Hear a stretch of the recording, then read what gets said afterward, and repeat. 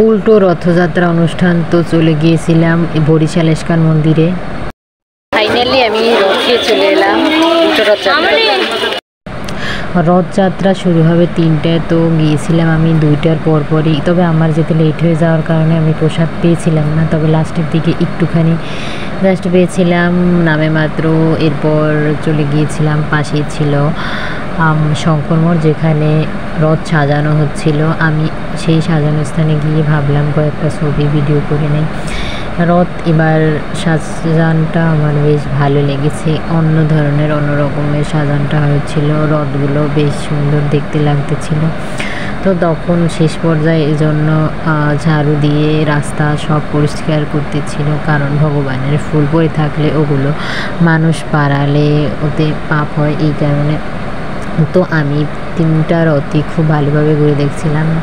বলদেব, তারপরে সুভদ্রা মাতা, তারপর হচ্ছে জগন্নাথ দেব, 3জনের আলাদা আলাদা রথ ছিল। তবে এটা ছিল সিঁড়ি দিয়ে ওঠার, আমি বলতেছিলাম ওখানে বসে এটাকে স্বর্গের সিঁড়ি।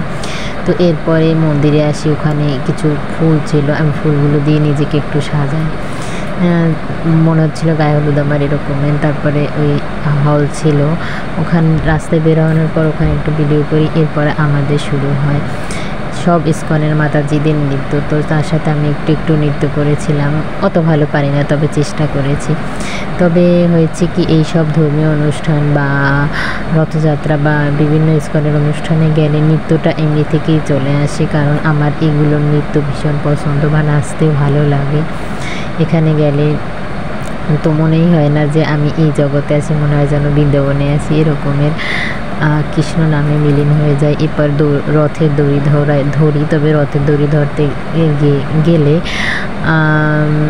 পাড়া খেতে হয়, এজন্য ধরে প্রণাম করেছি, আর বাদ বাকিটা রথের সাথে সাথে হেঁটেছি, যতটুকু পেরেছি সবার সাথে নেচেছি আর খুব এনজয় করেছি। আমার অবশ্য ভীষণ ভালো লেগেছিল সময়টা। আমার সাথে ছিল আমার ছোটো বোন বিনার সাথেও সময় কাটিয়েছি। এরপরে আমরা রথের দড়ি আরও কিছু সময় টেনেছিলাম।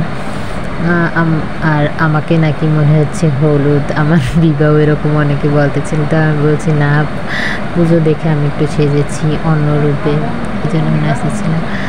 এরপর মেয়েরও একটু আনন্দ উল্লাস করি, অন্যান্যরাও করেছে তাদের মতন, আর আমিও যতটা পেরেছি এনজয় করে নিয়েছি, কারণ আমার রথযাত্রায় গেলে একদম মন ফ্রেশ হয়ে আর অনেক ভালো লেগেছিল। এরপর রথ প্রায় শেষের পর্যায়ে আমরা মন্দিরে ফিরে আসি। তো আসার পর ছেলেরা